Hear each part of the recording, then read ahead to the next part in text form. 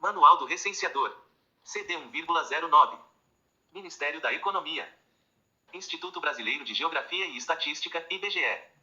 Censo Demográfico 2022. Manual do Recenseador. CD 1,09. Rio de Janeiro 2022. Instituto Brasileiro de Geografia e Estatística, IBGE. Unidade I. Aprendendo os conceitos fundamentais para o Censo Demográfico, CD 1,09. 1. Conhecendo o IBGE. Por mais de 80 anos, o IBGE vem contribuindo para o Brasil com as suas pesquisas e mapeamentos. É um instituto de significado ímpar, dada a importância da sua atuação e dos reflexos que oferece para a sociedade, especialmente para o fortalecimento de políticas públicas.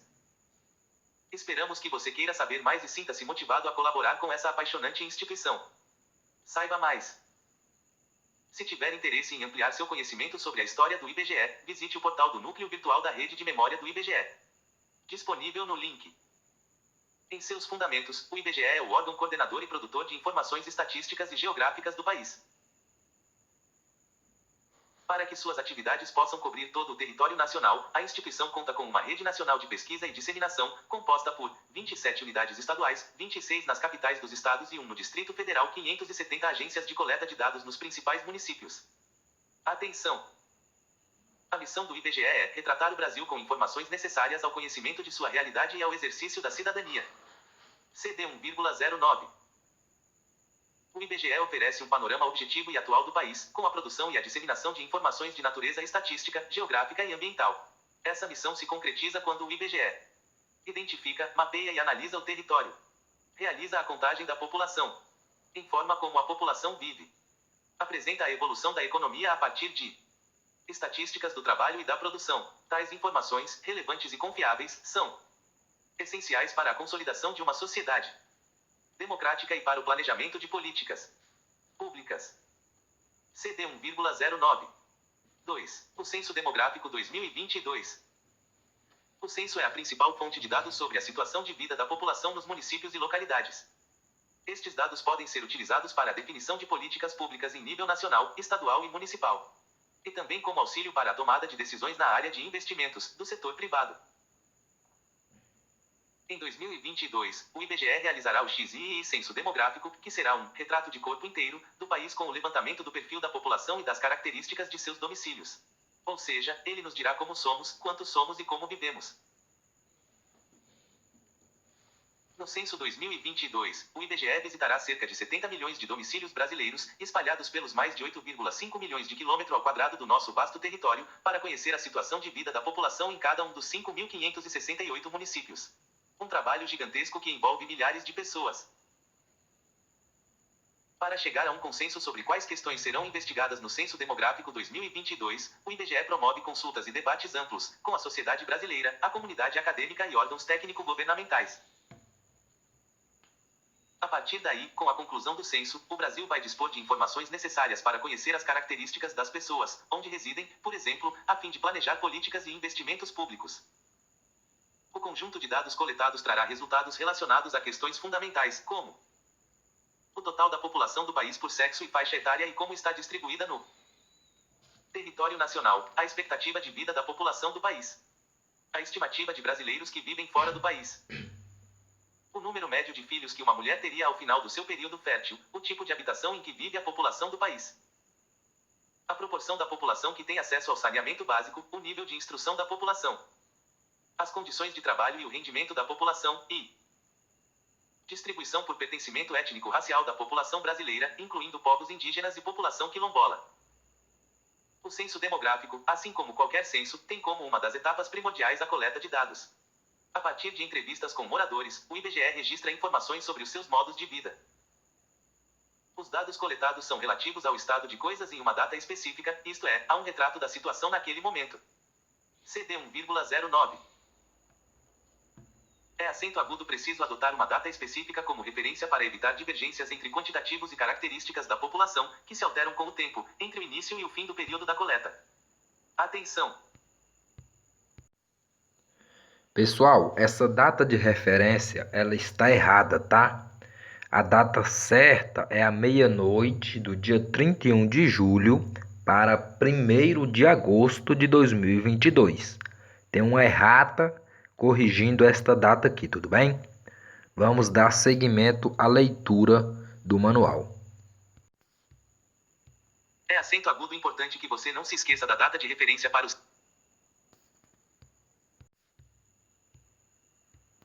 Isto significa que os recenseadores deverão considerar a realidade desse instante do tempo como referência para a coleta de dados. CD 1,09. 3. Estrutura organizacional. O Censo Demográfico 2022 constitui uma grande operação estatística, mobilizando milhares de pessoas desde a fase de planejamento até a divulgação dos resultados. Para atingir os objetivos da operação, a estrutura organizacional do Censo Demográfico 2022 tem como ponto de partida a estrutura que o IBGE já mantém em cada estado, a estrutura da unidade estadual. A unidade estadual representa o instituto em seu respectivo território. O esquema a seguir apresenta, para cada estado, os tipos de agentes que atuam na operação, bem como os locais a que se vincula. Estrutura censitária simplificada, Censo Demográfico 2022. CD 1,09. 4. Ética e integridade. Não começamos éticos, a ética não é ponto de partida, mas ponto de chegada. Por não começarmos éticos, vivemos crises, dificuldades e impasses. É preciso que, enquanto coletividade, lutemos para minimizar a luz, pondo nossos ideais em prática. 1. É acento agudo lugar comum ouvirmos frases como: a ética é muito importante ou precisamos ser mais éticos. Mas o que é exatamente ética? Todos os dias somos envolvidos em situações que nos exigem tomar decisões, devolver o troco extra ou não, denunciar uma infração ou fazer vista grossa, usar canudos plásticos ou não, namorar esta ou aquela pessoa. Elas surgem quando estamos a caminho do trabalho, no mercado, no transporte público, na convivência familiar, nas redes sociais. As ações que praticamos em nossas vidas têm consequências, boas ou más, não é verdade? Dependendo da forma com que lidamos com cada situação, obtemos, no final das contas, resultados positivos ou negativos. Segundo o filósofo Paul Ricoeur, a ética tem como busca original a vida boa, com o outro e para o outro, dentro de instituições justas. 2. Pensar sobre nossas ações é uma tarefa cotidiana. Ela envolve refletir sobre o que pode ser melhor para o outro e para o coletivo, por vezes acima de interesses individuais. Pensar dessa maneira constitui uma regra de pensamento e um agir ético, em busca de uma sociedade mais justa. A reflexão ética propõe que bons princípios podem nos ajudar a prever melhor as nossas ações. Eles nos deixariam sempre preparados para lidar com situações adversas que extrapolam receitas de bolo ou orientações de um manual. Por exemplo, no seu dia a dia de trabalho, você poderá se deparar com situações difíceis no trato com as pessoas. Principalmente em temas tão sensíveis como os que são tratados no censo.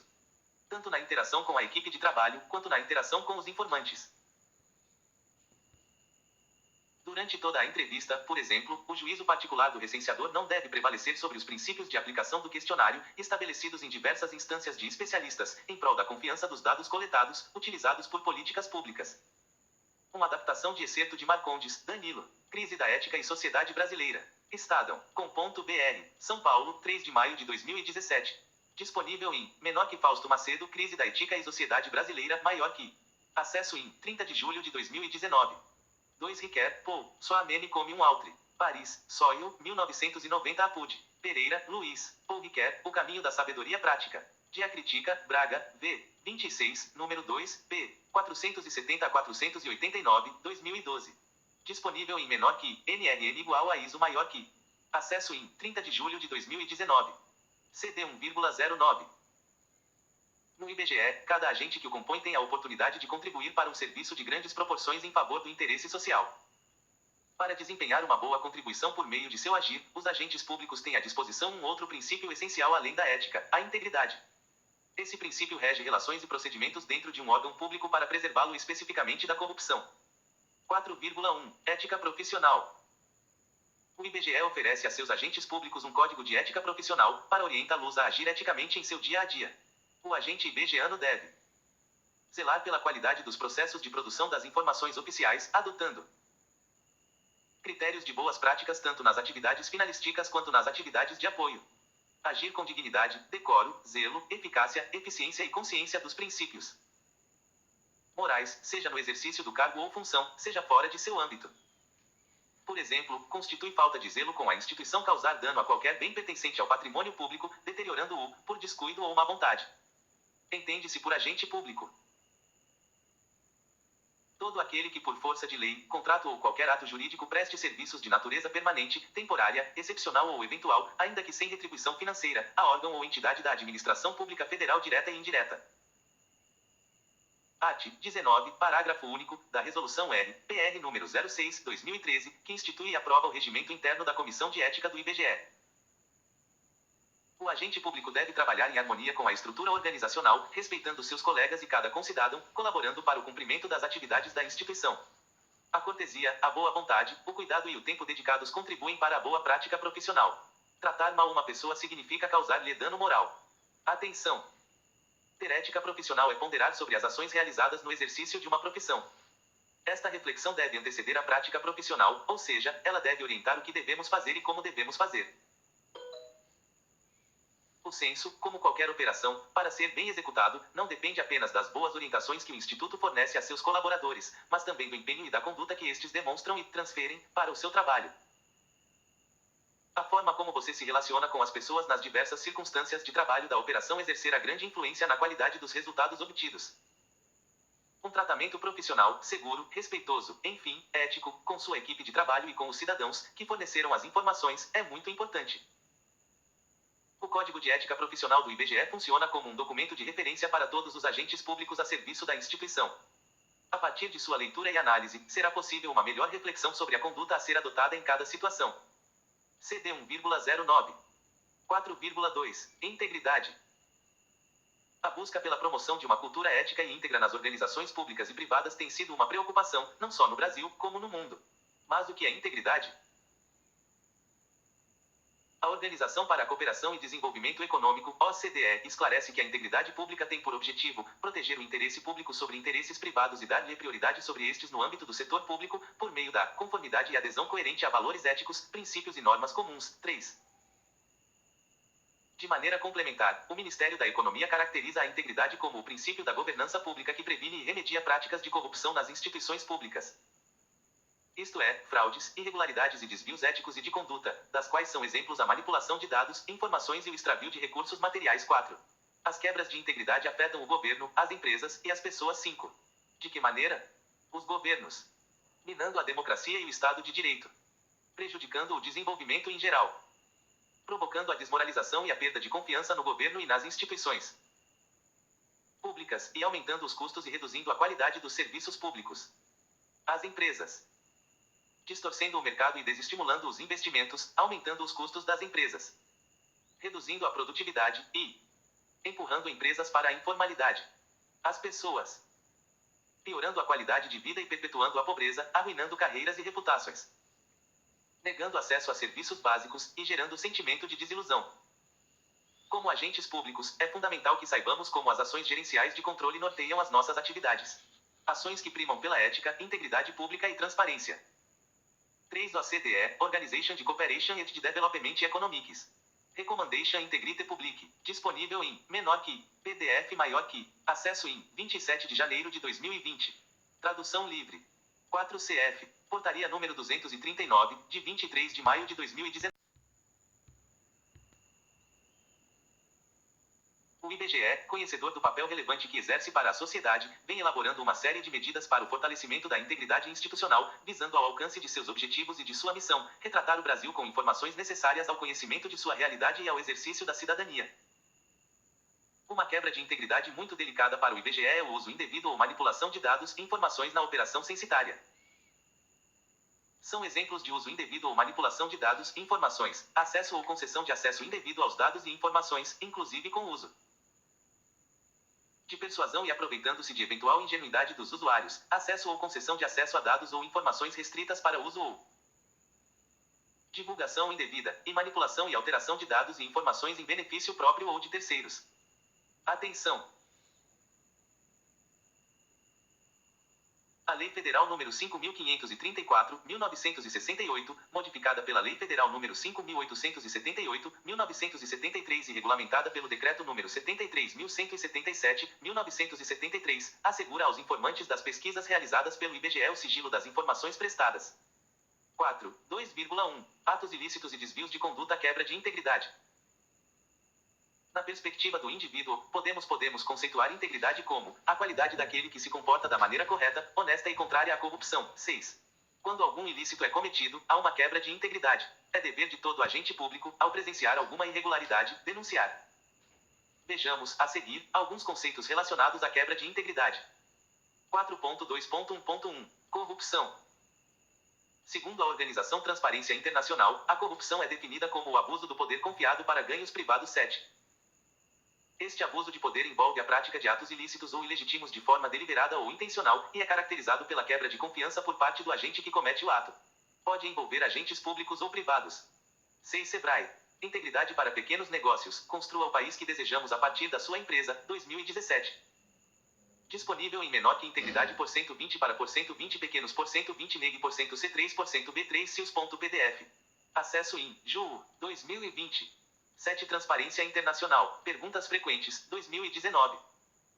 Disponível em https://transparenciainternacional.org.br quem somos perguntas frequentes. Acesso em JUU 2020. CD 1,09.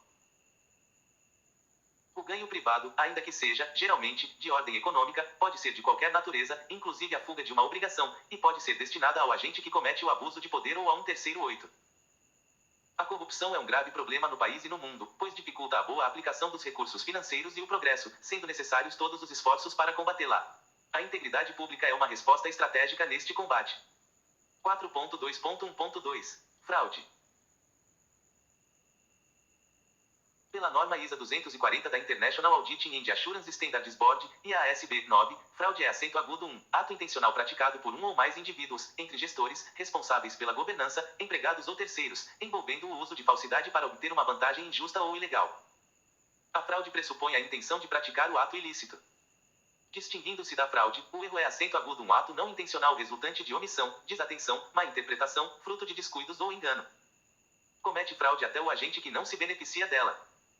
A intenção é um elemento importante para diferenciar a fraude do erro. 4.2.1.3 Detecção. Ainda que o IBGE adote práticas de prevenção em seus processos de trabalho, alguns agentes podem decidir cometer fraude e corrupção, porque julgariam os riscos baixos, ora porque obteriam benefícios altos. A fim de combater a fraude ou corrupção ocasionais, o IBGE vem aprimorando vários mecanismos de detecção, por meio de atividades e técnicas capazes de apontá-las. 4.2.1.4 Pressão ilegal para influenciar agente público. Caso ocorram, no decorrer do trabalho, pressões explícitas ou implícitas que influenciem indevidamente a atuação do agente público, fique atento e denuncie. 8. Brasil, Tribunal de Contas da União. Referencial de combate à fraude e corrupção, aplicável a órgãos e entidades da administração pública. Tribunal de Contas da União. Brasília, TCU, segunda edição, 2018. Disponível em corrupção.htm. Acesso em JUU 2020. 9. International Auditing and Assurance Standards Board é um órgão normalizador independente, definindo padrões internacionais para auditoria, controle da qualidade, avaliação e serviços relacionados, facilitando a convergência das normas nacionais e internacionais. CD 1,09. Essas pressões podem provir de superiores hierárquicos, ordem interna, de colegas de trabalho, ordem organizacional, ou de agentes políticos e sociais, ordem externa. Exemplos de pressões são: pretender convencer funcionários subordinados a violar a sua conduta devida, utilizar indevidamente ou manipular dados, informações, quebrar o sigilo da informação. 10. Atenção! Ocasionais irregularidades serão apuradas com rigor, de acordo com as legislações vigentes. Outros exemplos de violações de integridade. O IBGE tem uma comissão de ética, e qualquer cidadão pode recorrer a ela para denunciar casos de conduta antiética do agente público do IBGE, para instauração de procedimento formal, através do e-mail etica@ibge.gov.br. E desvio ético ou de conduta. Atraso no andamento dos trabalhos, por conduta profissional dissonante dos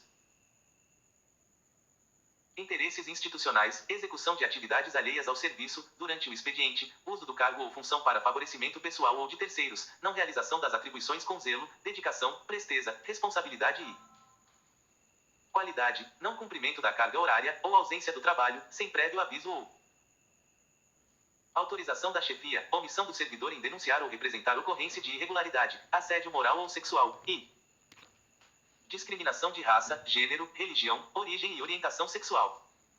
E uso indevido ou manipulação de dados e informações.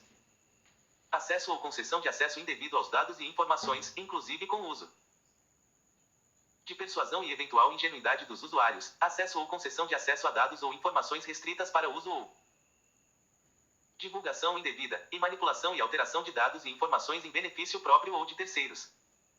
10 Escola Superior do Tribunal de Contas da União. Fundamentos da Integridade Pública, Prevenindo a Corrupção, 2020. Disponível em PHP, Search igual a 2020% 2 FPI APUW 01. Acesso em JUU, 2020. CD 1,09. E desvio de pessoal ou de recursos materiais. Desvio de função de contratados. Utilização de recursos logísticos e materiais em finalidade estranha às necessidades do serviço. Os exemplos de quebra de integridade não se esgotam nesta lista. Cabe ao agente público atentar que os atos ilícitos e desvios de condutas estão passíveis de penalidades e sanções previstas em leis ou normativos internos. 4. 2,2 Ações disciplinares. A administração pública tem o dever legal de apurar todas as irregularidades de que tiver conhecimento. No caso dos servidores temporários, as apurações disciplinares devem ser feitas em sindicâncias administrativas que estão reguladas pela Lei 8.745/93 e, subsidiariamente, pela Lei 8.112/90. As penalidades podem chegar à extinção do contrato ou mesmo à proibição de fazer concurso público por até 5 anos. Devem-se observar, também, situações de acumulações ilegais, conforme previsto no art. 6 graus da Lei nº 8.745/93. Atenção! O canal apropriado para apresentar denúncia, sugestão, elogio, reclamação ou solicitação de providência ou de simplificação de serviços é o site Fala BR, Plataforma Integrada de Ouvidoria e Acesso à Informação do Governo Federal. CD 1,09. 5. O recenseador. O recenseador é o responsável por fazer o trabalho da coleta de dados por meio de entrevistas com os moradores. Estando em contato direto com o público, ele representa o IBGE para a sociedade. A qualidade dos resultados que serão entregues para o país ao final da operação depende diretamente da qualidade do seu trabalho e do modo como se dedica às atividades em seu dia a dia. O trabalho do recenseador dentro de sua área de trabalho consiste em obter as informações junto aos moradores, atualizar os endereços dos domicílios e dos estabelecimentos. O recenseador contará com a supervisão de um agente censitário supervisor, ACS. O ACS lhe fornecerá as informações, o material necessário e seus instrumentos de trabalho, assim como lhe prestará orientação técnica e assistência permanente durante o período de realização da coleta de dados. É a ele que o recenseador deve se reportar sempre que encontrar alguma dificuldade. Nos municípios onde não houver ACS contratado, o recenseador se reportará ao agente censitário municipal, ACM. O bom desempenho do trabalho de coleta de dados está associado à maneira como o recenseador se dedicou ao treinamento e, consequentemente, ao domínio dos conceitos e dos procedimentos que serão utilizados no Censo Demográfico 2022. Atenção! Antes de iniciar a coleta de dados, o candidato a recenseador faz um bom treinamento, no qual se dedica à realização de todas as atividades propostas, procurando rever e exercitar os conteúdos e procedimentos. Assim, você deve utilizar todos os recursos instrucionais disponíveis, esclarecendo suas dúvidas sempre que necessário. Por isso, é importante que o recenseador tenha um bom aproveitamento no momento de formação, uma vez que a escolha da área em que deseja trabalhar dependerá da sua classificação final na avaliação do treinamento. Essa área, chamada pelo IBGE de setor censitário, será o local de trabalho do recenseador, onde realizará a coleta de dados. Durante o trabalho de coleta de dados, o recenseador ficará lotado em um local físico sob responsabilidade do IBGE, chamado de posto de coleta. CD 1,09. 6. Posto de coleta e equipe. O posto de coleta é o local de trabalho criado temporariamente pelo IBGE para dar suporte à operação censitária. Nele, reúne-se a equipe encarregada do gerenciamento, da supervisão e da coleta de dados de uma determinada porção do território. Sempre que requisitado, o recenseador deverá comparecer ao posto de coleta para que o supervisor possa avaliar seu trabalho e corrigir possíveis falhas. Caso a supervisão indique a necessidade de corrigir algum dado coletado, o recenseador deverá retornar a campo. Resumidamente, o trabalho do recenseador consiste em percorrer o setor censitário sob sua responsabilidade, registrando todos os endereços de forma correta e realizando as entrevistas com os moradores. Nos setores onde há lista prévia, o recenseador também deve atualizar os endereços. Após a conclusão do trabalho, o recenseador deve, no menor tempo possível, dirigir-se ao posto de coleta e devolver o material de trabalho ao Instituto. 6,1. Quem é o agente censitário supervisor, ACS? O agente censitário supervisor, ACS, será a pessoa que supervisionará o trabalho de uma equipe de recenseadores, orientando e corrigindo falhas, assegurando, assim, a qualidade dos trabalhos. Em linhas gerais, buscará garantir que o Censo Demográfico 2022 se concretize com sucesso. O ACS exercer as tarefas de supervisão da operação censitária, com atenção às questões técnicas e de informática, exercendo, quando necessário, tarefas administrativas, como renovação de contratos, avaliação de recenseadores, etc. Estará subordinado ao agente censitário municipal, ACM. A função de supervisão serve de elo entre aqueles que coletam as informações, os recenseadores, e aqueles que gerenciam o posto de coleta, responsabilidade do ACM. Sua principal função é acompanhar, avaliar e, sobretudo, orientar os recenseadores durante a execução dos trabalhos de campo. Assim, evitam-se erros no preenchimento dos questionários e falhas na cobertura do setor censitário, como a omissão de pessoas e domicílios. O ACM é quem irá orientá-lo na correta execução de seu trabalho. O ACS deve se reportar ao ACM sempre que houver qualquer dúvida ou problema que comprometa a realização de suas tarefas. Para que os ACS cumpram com tranquilidade suas funções, estas foram divididas em duas grandes frentes: o treinamento e a contratação dos recenseadores, o apoio ao recenseador e a supervisão do seu trabalho de coleta.